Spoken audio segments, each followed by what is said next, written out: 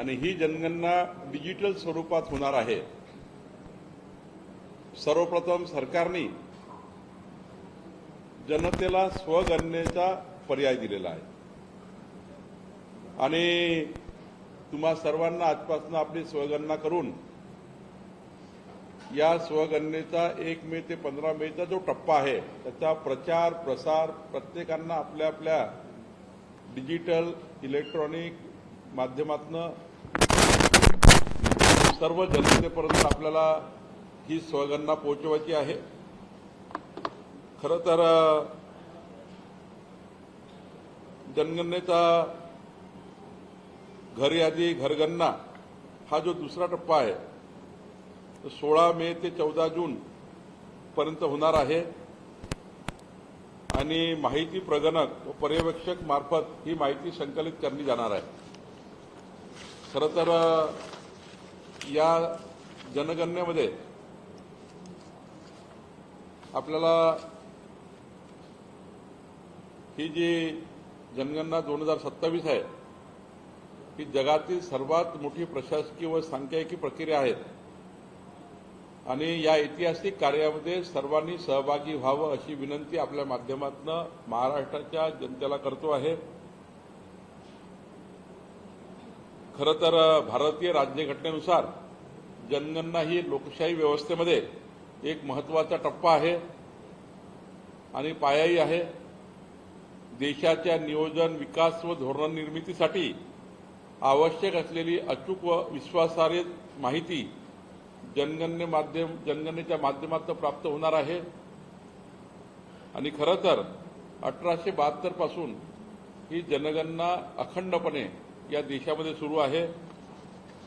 प्रस्तावित जनगणना 2027 ही 16वी व स्वातंत्र्यानंतरची 8वी अशी जनगणना आहे आणि त्यामुळे जनगणनेमध्ये गाव शहर वार्ड स्तरावरची सर्व माहिती डेव्हलपमेंटची माहिती सुद्धा एकत्रित होणार आहे। घराची स्थिती उपलब्ध सुविधा कुटुंबाची मालमत्ता लोकसंख्या शास्त्रीय माहिती धर्म अनुसूचित जात जमात भाषा साक्षरता व शिक्षण आर्थिक कार्य व रोजगार स्थलांतर व प्रजनन संबंधी माहिती देशाच्या सर्वांगीण विकासाकरता ही महत्त्वाची ठरणार आहे आणि त्यामुळं मी आता सांगितल्याप्रमाणे 2027 ची जनगणना डिजिटल आहे। आमचे प्रगणक जे आहे मोबाईल ॲपच्या माध्यमातून माहिती संकलित करणार आहे। घर यादी घरगणना आणि प्रत्येक गोष्टीची माहिती आमचे प्रगणक तयार करणार आहे।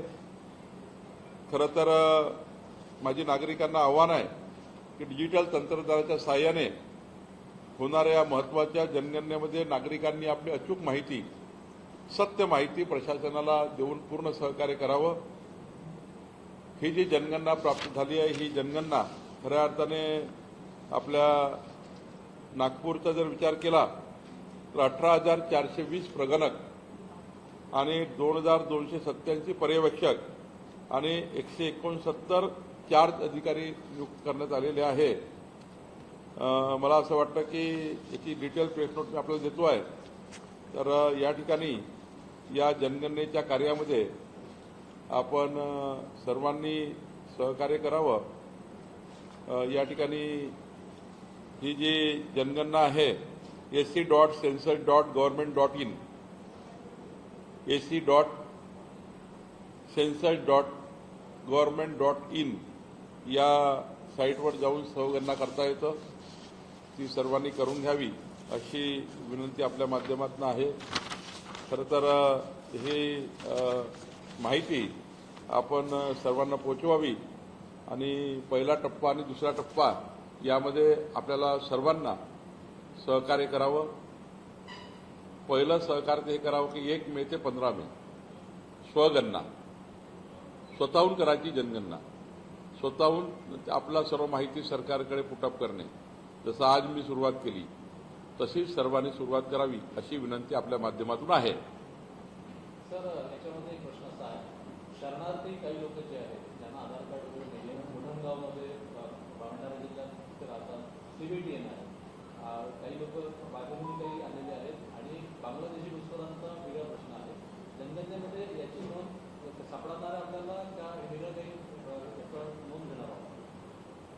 जनगणनेमध्ये या देशात राहणाऱ्याच लोकांना जनगणनेमध्ये भाग घेता येतो.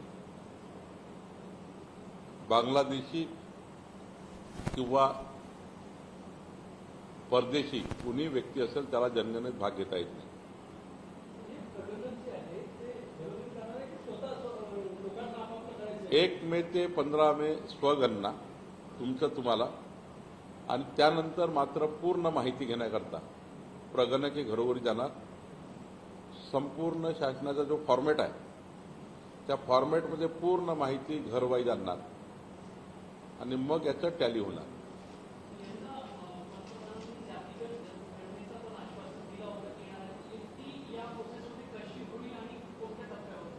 मला वाटतं की आजचा स्वगणनेच्या माध्यमातून आपली माहिती जेव्हा आपण टाकतोय त्यामध्ये सर्व कॉलम्स आहेत. नंतर प्रगणकाचे त्या सर्व कॉलम असणार आहे. त्यामुळं सर्व कॉलम्स आहेत असल्यामुळं मला असं वाटतं की जे जातनिहाय जनगणनेचा विषय या ठिकाणी अंतर्भूत होणार. सर्वांच्याच घरी प्रगणक जाणार आहे.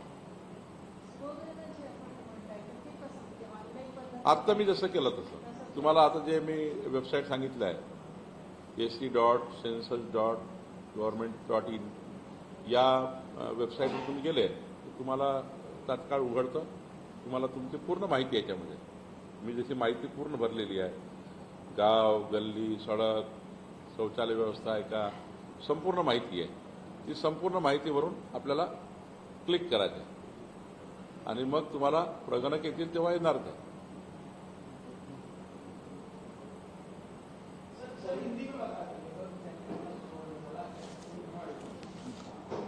आज से 1 मई से 15 मई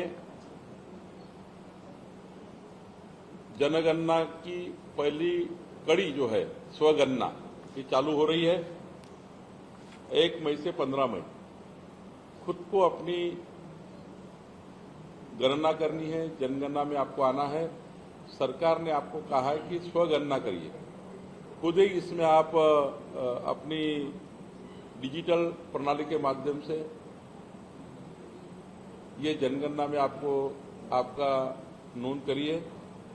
ये डिजिटल प्रणाली है और इसमें नागपुर में जो हमारे बाद में स्वगणना होने के बाद हमारे यहाँ 18,420 प्रगणक आएंगे, 2,287 पर्यवेक्षक आएंगे और वो 169 ऑफिसर्स आएंगे जो आपको फिर घर घर जाकर आपका सब डेटा लेंगे. बट अभी तो आपको ये जो जनगणना है sc.census.government.in इस पर जाकर वेबसाइट को खोलना है. आपका पूरा डिटेल्स डालना है. खुद की गणना खुद करनी है, स्वगणना करनी है. और मैंने अभी अभी आपके सामने खुद की स्वगणना की है. तो यही पर्याय बहुत अच्छा पर्याय है. ये सब देश की जनता डिजिटल स्वगणना पे आ जाएगी. बाद में सेकंड टप्पा चालू हो जाता है गवर्नमेंट का घर घर जाना. वो भी जाएंगे. अपने स्वतंत्र भारत की 8वीं जनगणना है और ये जो जनगणना में आपका सारा रिकॉर्ड, घर का रिकॉर्ड, वहाँ के डेवलपमेंट का रिकॉर्ड, आपके मालमत्ता का रिकॉर्ड, उसके बाद आपका एजुकेशन, आपका एज, आपका रोजगार क्या है, घर में कितने परिवार है, परिवार के लोग कौन कौन है, सारा डिटेल है. और ये जनगणना इसलिए होती है कि जनगणना के माध्यम से देश का स्ट्रक्चर कैसा रहेगा, आगे चल के डेवलपमेंट कैसा होगा, SC, ST, schedule caste, schedule tribe, VJNT, 18 पगड़ जाति, 12 बोलतेदार समाज का अंतर्भाव जो जनगणना में आता है उसके ऊपर फैसिलिटी जो स्कीम खड़ी होती है. उस स्कीम अभी 2011 पे चल रही है. तो 2021 के नाम की जब जनगणना 2027 में आ जाएगी, इससे डेवलपमेंट ठहरेगा. इसमें विकसित भारत का संकल्प होगा. तो सारे समाजों के लिए, सारे लोगों के लिए, व्यक्तियों के लिए सरकार उस आधार पर योजनाएं बनाती है, उसके आधार पर बजट देती है. जनगणना एक महत्वपूर्ण ढांचा है जो भारत के इस व्यवस्था को अधिक मजबूत करता है और इसलिए ये जनगणना चालू हो गई है.